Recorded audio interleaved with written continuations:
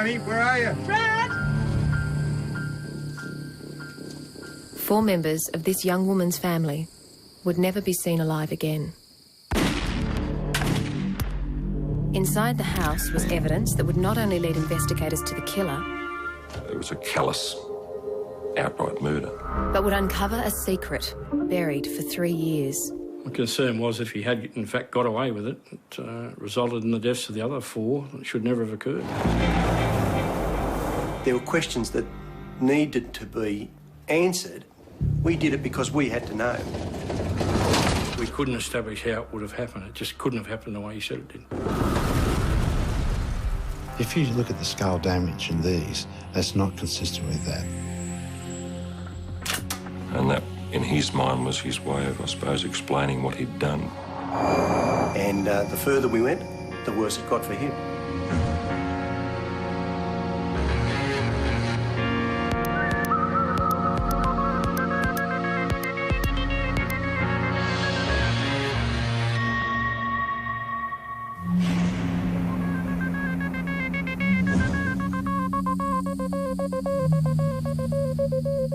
For 3 days, members of the Milosevic family had been trying to contact Rad Miller, or Rad, as she liked to be called.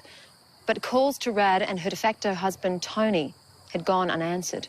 And for a family who spoke to each other every day, it was a matter of deep concern. Rad! There was a phone call made from Tony's employer that he hadn't turned up for work for a couple of days, and they were quite concerned as it wasn't like Tony not to be at work. The car was in the driveway and nobody came to the door, and Dara started to get a bit worried. Dara was Rad's 18-year-old sister. She looked through the window and noticed some paper burned around the stove, and the stove was actually glowing, the hot plates on the stove. She wanted to break the window and go in, but her boyfriend stopped her and told her that they would call the police and get the police there. He didn't want her to go in.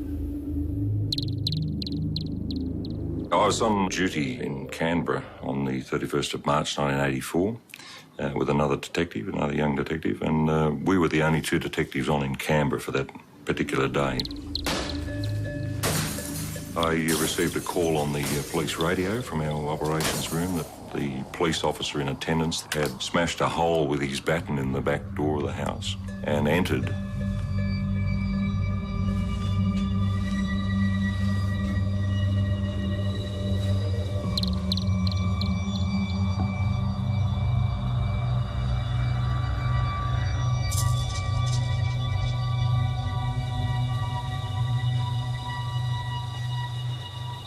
There was a strong smell of petrol in the house. It was obvious that there was an attempt to set the place on fire.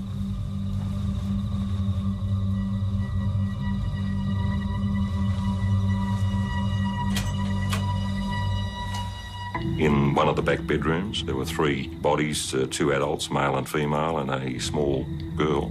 They'd been piled up and they'd been doused in petrol.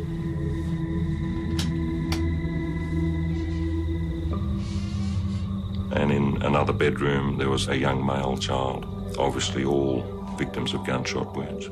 We were only young people 20 years ago ourselves, and we all had young children as well, so it was pretty horrific, you know. I was actually elsewhere with another sister, Rad's other sister, and we were in a nightclub at the time, and a friend had come up and said to the other sister that something terrible had happened to Rad and Tony, that we had to leave.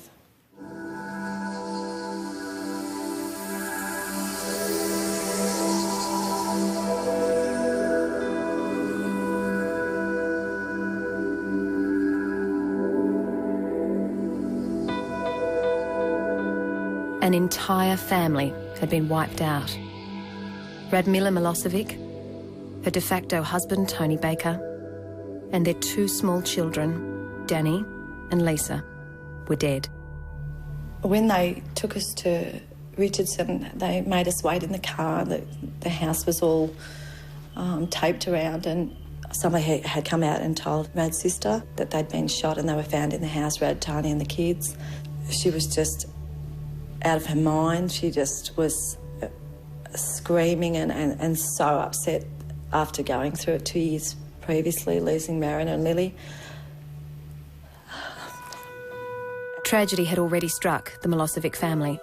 Mariana and Lily, Rad Miller's younger sisters, died just before New Year's Eve of 1981 in a car accident. You couldn't comprehend another 4 from the same family, Marion and Lily, and now Rad and Tony and the kids. It was just unbelievable. The surrounding the case, they say, are extremely unusual. The police broke into this house at about 9:30 last night to find the bodies of a young man, a young woman and their 2 small children. The bodies were all in various parts of the house. There was no sign of any struggle, but kerosene had been doused on the walls. There was no break and enter on the house. The house had been locked up. There were no broken windows. It was quite calm as far as that was concerned. And there was evidence that the offender had attempted to clean up bloodstains with a bottle of Jif from the kitchen.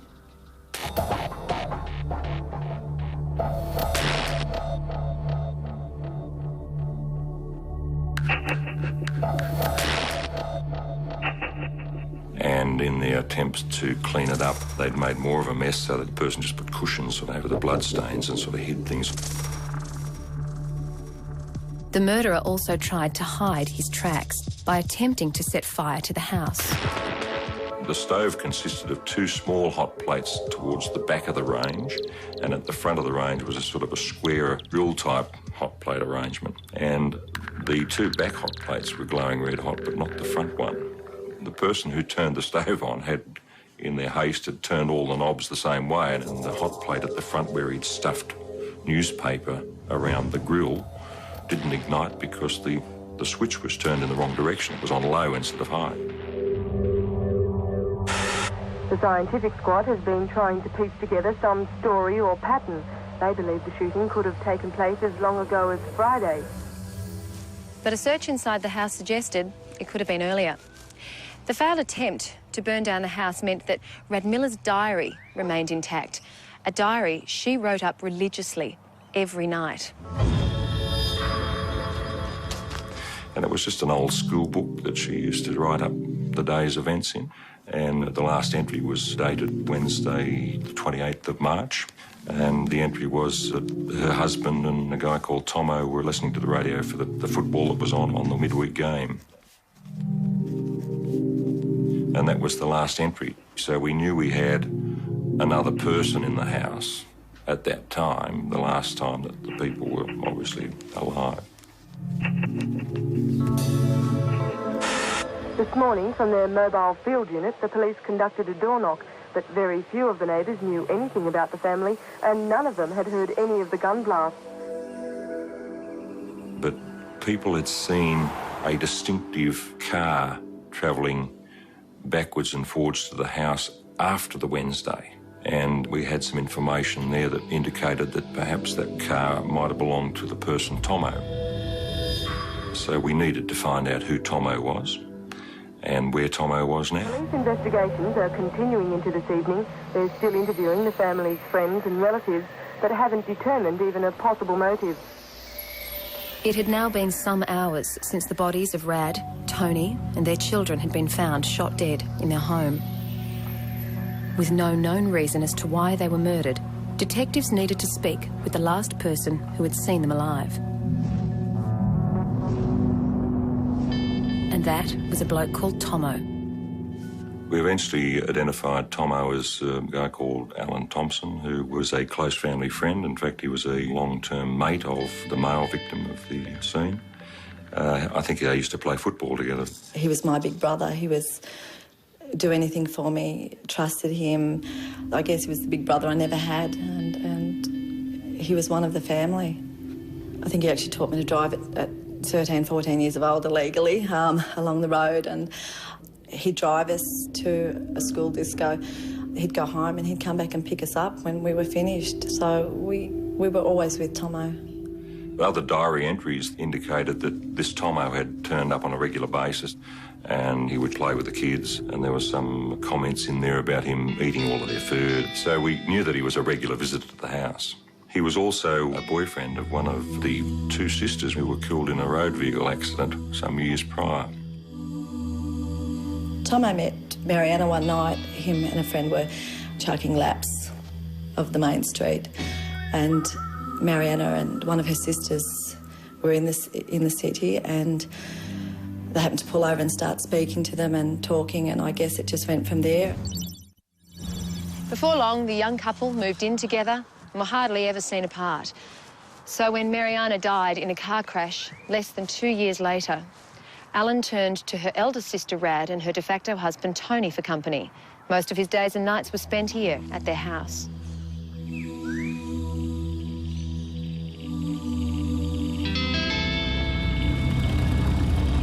We also established that he owned a motor vehicle similar to the description of the one that the neighbours had told us about, that was coming and going from the premises. So was Tomo a possible suspect, or simply the last person to see his friends alive? My partner and I travelled to Queanbeyan and were actually greeted at the door by Alan. And when I introduced myself and said who I was, I'm the bearer of bad news. I said, I've just come from the house of your friends in Richardson. We found them all dead. At the crime scene, ballistics experts had found spent casings and bullets that indicated the murder weapon was a .22 caliber rifle. He was asked whether he owned a rifle. He took us to a shed in the back of his parents' home, where he unlocked it and produced a .22 rifle. And we came back to Canberra to police headquarters and handed the gun over to our ballistics expert. All right. Check and clear? Great. Thanks, Eric. They took us to the local police station and proceeded to question us on Tomo, asking us if he had guns or if, was there any reason why, we would think that it would be him. And I just said Tomo wouldn't do it. Tomo didn't do it. He wouldn't do something like that.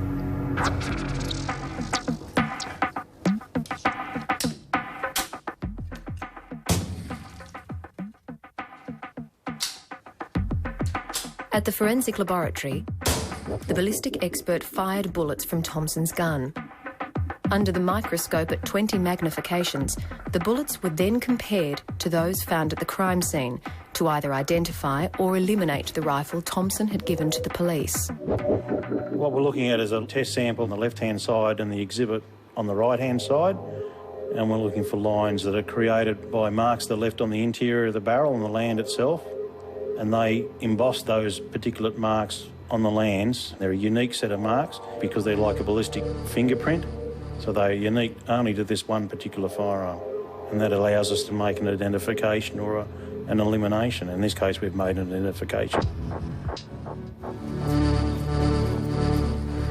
It was the following day that we had some information come forward from our inquiries that Thompson had gone to a petrol station in the outskirts of Queanbeyan and purchased a tin of petrol. That tin was actually found at the crime scene, and it was him coming back to the scene that the neighbours saw the car. So it became obvious that Alan Thompson was our offender. And we subjected him to interview, produced the evidence, and initially he denied any involvement in the murders of those people. But then he said, I went out to the car and got the gun and just come inside and just started shooting. But he said he didn't know what he was doing. He was just randomly firing throughout the house. Well, that didn't match with the scene that the ballistic expert had recreated. It was more deliberate firing and aiming rather than just shooting around wantonly and not knowing what you were doing. As the bullet exits the muzzle of a gun, the pressure behind it blows gunshot residue through the barrel and into the air. You can just confirm that's hard up against contact. The closer the rifle to the target, the more concentrated the gunshot residue around the bullet entry hole. Firing! The further away, the less dense it becomes. So when the experts compared the results they got from Thompson's gun to the gunshot residue around the bullet holes of his victims, they were able to establish how far away Thompson was from each family member when he pulled the trigger. Firing!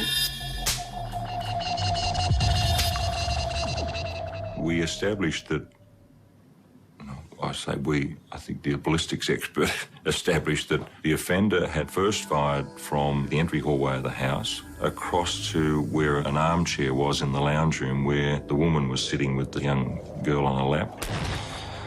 It's then that the husband started to lift himself up from the chair, and the offender shot him then in the chest, and he then tried to get out of the lounge room, and he went around a small wall into the hallway, and he was shot then at point-blank range, the back of the head. And then the little girl who had obviously fallen off her mother's lap, she was shot in the lounge room on the floor from a short distance, and we believe that he dragged those bodies up the hallway then and piled them up in the back bedroom. And then at some stage that night, the male child was shot in bed at point-blank range. So it was a callous, outright murder. 24-year-old Thompson was charged with 4 counts of murder, but pleaded not guilty at the trial. I didn't want to believe that Tomo did it. It was mainly sitting in court and listening to the evidence and the forensic evidence, everything that went with the case. Thompson was found guilty and was sentenced to 4 terms of life imprisonment to be served concurrently. And we never ever found out the motive for the murder. But I think following the death of his girlfriend, he sort of attached himself to Rad Miller, and I don't have the qualifications to talk about people and why they do certain things, you know, so I don't know. I just think that there was from what I've seen and from what I've read in her diary, I think that Tomo was a little bit infatuated with Rad Miller for whatever reason, and she was rejecting that advancement. But it wasn't over for Tomo. One policeman had a gut feeling that would likely turn Thompson into one of Australia's worst killers of the time. Going through photo albums in the house, we found newspaper reports involving the deceased 2 sisters who'd been killed some years before in a motor vehicle accident. The 2 girls, aged 14 and 17, died when this car left the road and slammed into a tree. They were incinerated as the car's fuel tank exploded. An inquest found it was an accident. The car hit a tree and burst into flames. The driver, who escaped unhurt, was close family friend Alan Thompson. The concern was if he had in fact got away with it, it resulted in the deaths of the other 4 that should never have occurred. When Alan Thompson gunned down Radmila Milosevic and her family, investigators discovered that he was also the driver in a car crash that took the lives of her 2 younger sisters. Was it sheer coincidence that Thompson's name was linked to the deaths of 3 sisters? Or was there more to it than met the eye? Thompson alleged that he'd been driving towards Canberra, Coomera to Canberra, on the highway with the 2 girls in the car.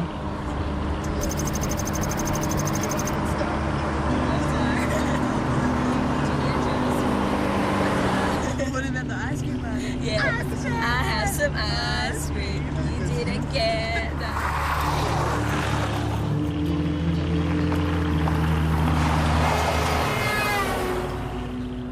High beam of another oncoming vehicle caused him to veer off the road.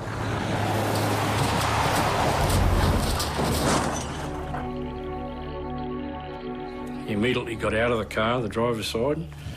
He went to the front of the vehicle and saw flames coming from under the bonnet. He ran around to the left-hand side of the vehicle and attempted to get the girls out of the vehicle.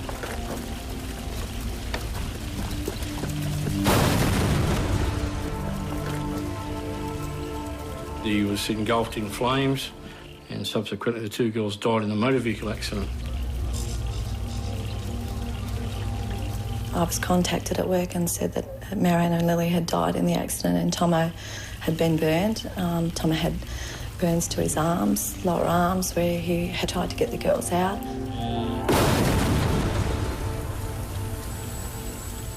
The day of the funeral, he was very withdrawn. He wouldn't speak to anybody. A few of us went up to put our arms around him and he more or less pushed us away and he was just very reserved. He'd sometimes wake up through the night screaming out for Mariana, and we'd We just tried to be there for him.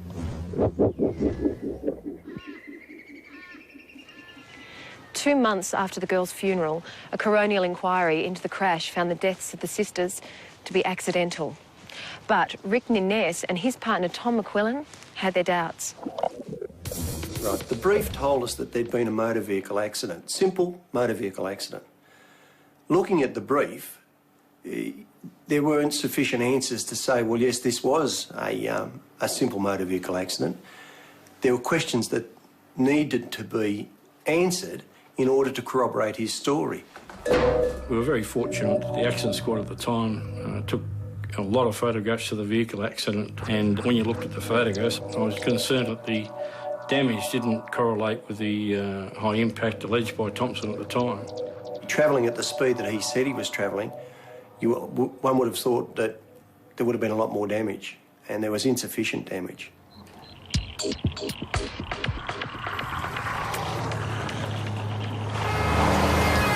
Thompson said he was driving at 45 miles, or 60 kilometres per hour, when he was blinded by headlights and went off the road, hitting a tree.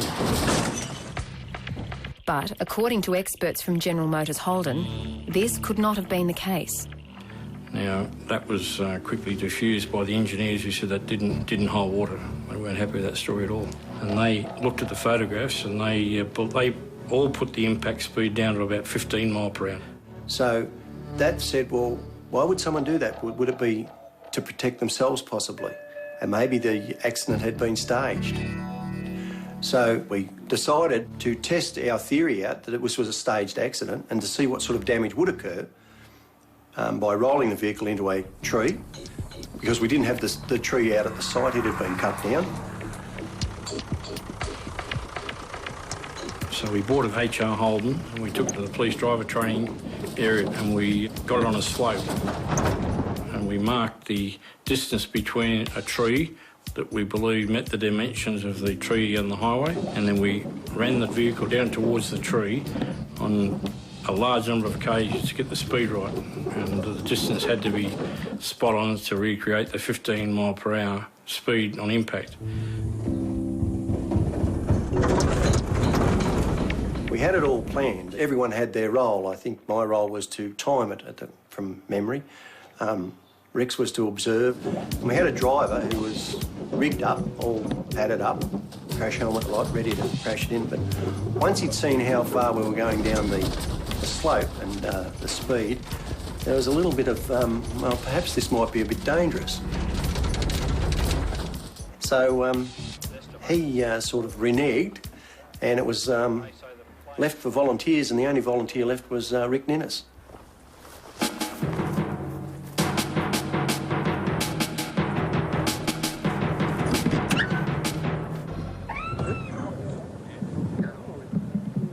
Well, I believed it had to be done. Someone had to do it, so I was the man at the time, so I had to do it.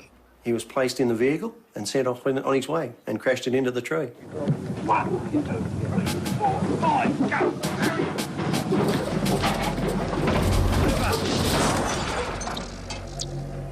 But it was probably important I did do it, actually, because it gave me a feel for what actually transpired in that car. And the impact was not severe at all. You certainly knew you'd hit something, but it wasn't severe enough that you would think two people would die. So I supported very much so that was about the speed the vehicle was travelling when Thompson hit the tree with the two girls in it. In our minds, we had to be certain exactly what was going on. If we weren't certain, how could we show that to someone else? We did it because we had to know. But while the similarities between the crash test and the damage to Thompson's car did put a dent in his story, it wasn't anywhere near enough evidence to overturn the original verdict of accidental death. For that, they would need to get answers from an arson expert. Had the car burst into flames, or was it deliberately lit? And they locked me up for a day in a room with the video and the photos and said, we'll be back at 4 o'clock. Tell us what you think. When Detective Rick Nines began his journey into whether Thompson's accident was indeed what he claimed, he never expected that he'd be putting his own safety on the line.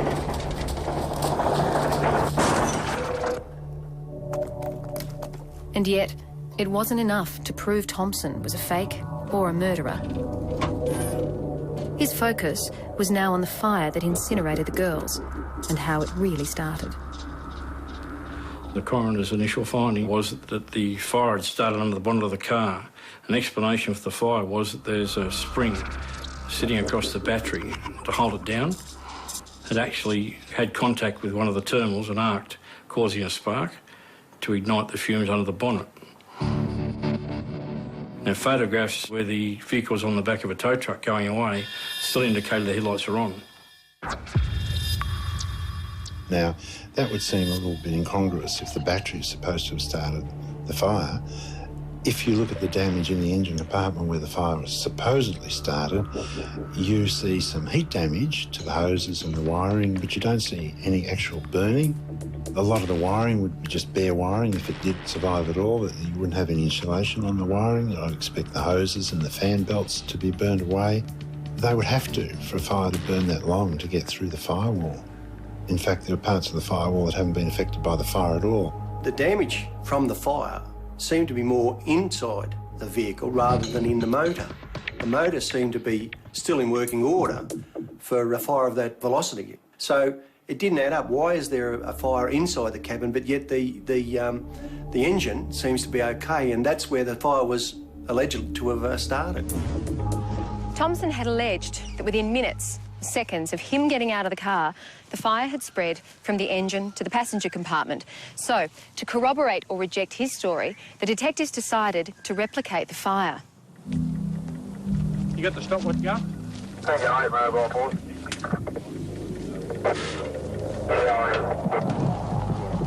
Fire me in. Pretty good fire. Right, that's what we wanted. Starting to drip through now at the bottom. It starts to drip. That's got more oxygen food in it too. We initially poured that petrol under the bonnet, what we thought would have been the amount spilled out of a carburetor. There you go, Tom. There you go. 40 seconds. That petrol certainly did ignite after we put flame to the petrol, but it extinguished itself very quickly because it couldn't travel anywhere. And we subsequently added more fuel and kept trying to do it to try and get that vehicle to be engulfed in flames to a large extent. But you virtually had to douse that car in petrol to get it to ignite. That's a bit more like it.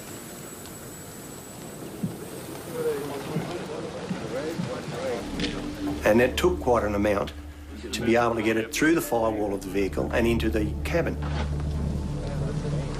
Go on, Tommy. 4.5 minutes. The wiring out of the dash, it's got to get that. Got to burn that away. Dash, the thing that will really start to smoke. Cars will catch fire, but it's a fairly high impact speed that will do it to rupture all the fuel lines, the fuel tank, and to get it up and running to a high burning degree. You've got to have a lot of accelerant around it to fuel the flames. 15 minutes now. Yeah, 15 minutes. So to support Thompson's story that in fact within a few seconds of the vehicle impacting he had a car totally on fire, but we couldn't establish how it would have happened. It just couldn't have happened the way he said it did. But what we also found was that there would have been time for someone to get out.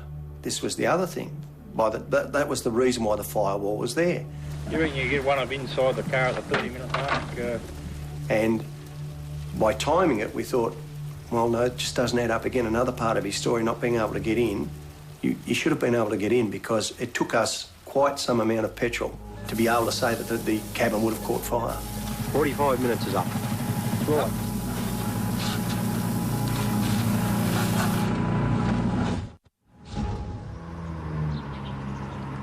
In his original statement following the collision in 1982,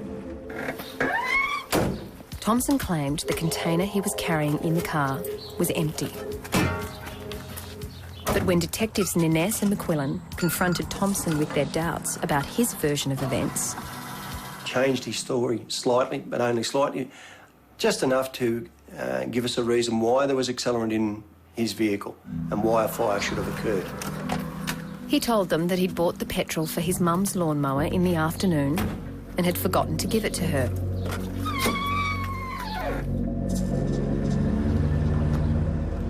He said it was in the car, it must have fallen over and caught on fire. Thompson didn't say anything at the time because he didn't want to get blamed for firing the car. So, were the detectives barking up the wrong tree? Or were their instincts right? The answer was right under their nose. But they were yet to see it.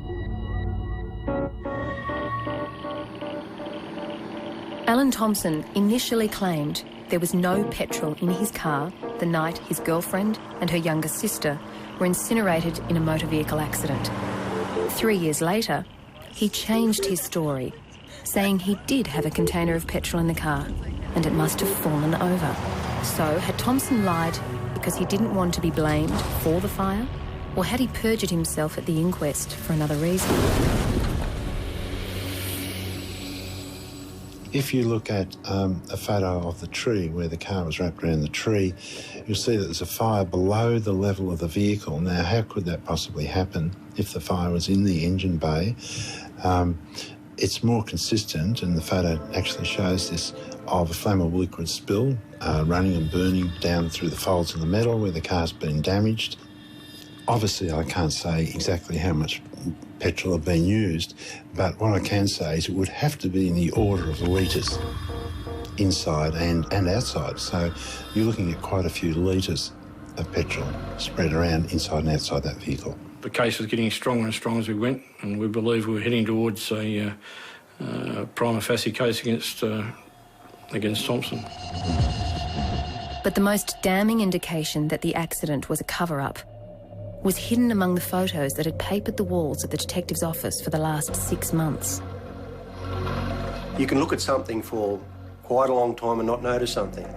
And all of a sudden it hit us that looking at the females, we noticed that there was some unexplained fluid escaping from the skull.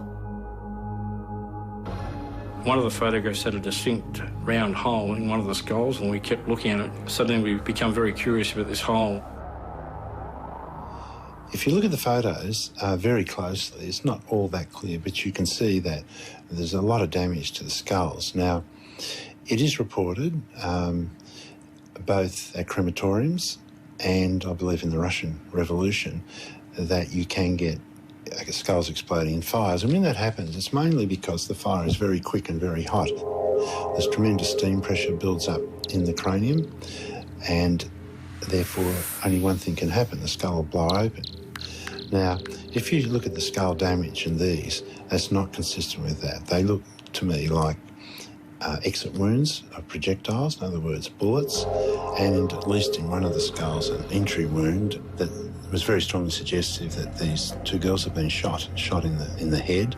In the Supreme Court today, the tragic story of 3 Canberra sisters unfolded. The Director of Public Prosecutions, Ian Temby QC, said merely the fact that Thompson had been convicted of the murder of one of the sisters was enough to order a new inquest into the deaths of the other 2.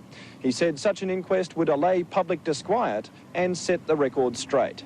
Mr Temby said new expert evidence contradicted Thompson's version of the crash, how fast he was going and where in the car the fire started. He said Thompson had now admitted he was carrying a container of petrol and previously he'd denied that. Dennis Palmer, for Thompson, said the evidence was not new nor of substance and pointed to the cost of holding a new inquest. The only thing left to do was to exhume the bodies and see if there were any forensic evidence available from the bodies. Now, if Thompson's story is right, there should have been burning or scarring of the larynx inside the bodies and the lungs of the young girls if they were alive, even though they might have been unconscious. You know, we certainly needed that sort of evidence to substantiate a charge to homicide against him. That order was given, the exhumation was undertaken, and subsequently an examination of those bodies revealed gunshot wounds. Bullet wounds were found in one or both of the sisters' bodies after they were exhumed from the Gungahlin Cemetery. Bullet wounds that were consistent with being from a .22 calibre rifle. the same calibre Alan Thompson used when he murdered the girl's older sister, Rad Miller, and her family. At the post-mortem examination, the doctor found that there was no burning in the larynx or the internal organs, and established beyond doubt that they'd both were deceased at the time of the fire. Forensic Service also found that there was a coating of lead which was left behind as a bullet passed through the skull, inside the skull. So it totally supported the fact that the girls had been shot at the, or in the vehicle. They'd been deceased prior to the fire of the vehicle. So in fact, by pulling that brief, just as out of mere interest for a start off, it just built, and it became a rolling ball for us. And the further we rolled it, the greater the divergence. But what really went on the night the two girls were murdered? What triggered Thompson to shoot his girlfriend and her younger sister? Leading up to the accident, Mariana came to work and spoke to her sister. It was basically the only time she really told us that she was scared of him.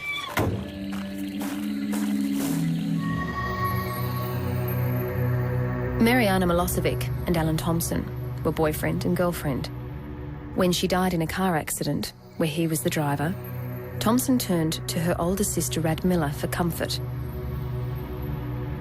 15 months later, he killed her and her family. With Thompson's name linked to both events, police and forensic investigators re-examined the car crash that had been written off as an accident.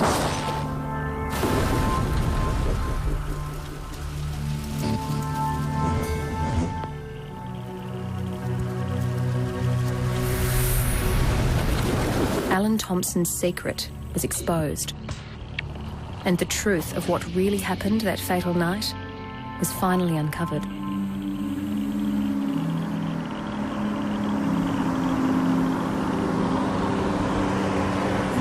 He's talking shit now. Can you just stop yelling at her? I'll do what I want, all right? Excuse me. The younger sister had come over to stay with them for the weekend. Why are you being such an arsehole for? And there'd been some sort of pending separation. The young girl wanted to break off with him, and he really didn't want that to occur. We believe that the young girl was there to be a witness or support her sister in the breakup.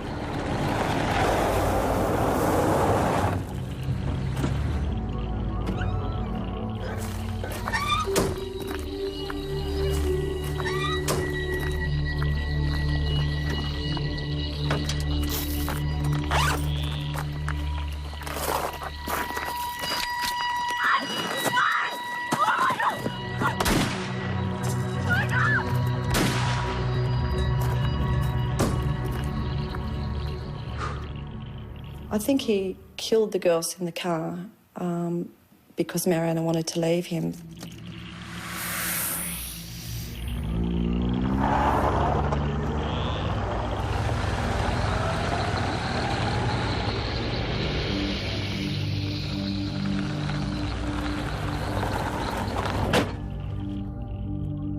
Mariana had come into work and said that, you know, he was starting to frighten and she was getting scared of him and she didn't want to be with him anymore.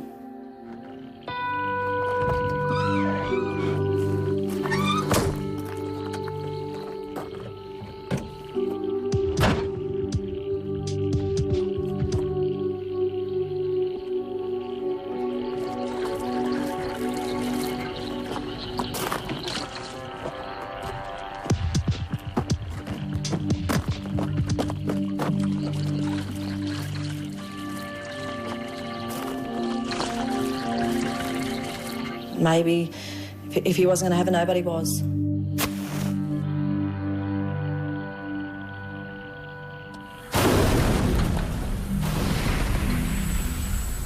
Why he decided to take Lily, to take Rad, to take Tony and the children, I don't know. Well, there's a definite connection, a modus operandi on what he was doing in both murders. There was a 22 involved in headshots in the victims, and the fact that there was fire used in both occasions to conceal the crime. So we believe there's a distinct correlation between the two offences. 2 years after he murdered the family, and 4 years after the original inquest into the deaths of the girls, Alan Thompson was found guilty of deliberately killing his girlfriend Mariana and her sister Lily. He fooled a lot of people. He came across as the nice guy, the caring guy, and the Milosevic family trusted Tomo. Tomo was like their own, but they knew after the Richardson murders that he was responsible. Thompson was given a life sentence for each girl's murder, to be served concurrently with the 4 already imposed. I got the most satisfaction when Mr Thompson was convicted, because it was finalisation for the Milosevic family.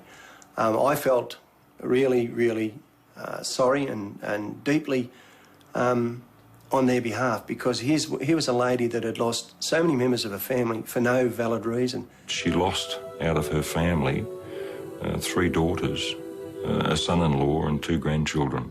It was fairly horrific for one mother who fought and battled and brought those children up on her own all that time, to have this cove come along and just take them away like he did.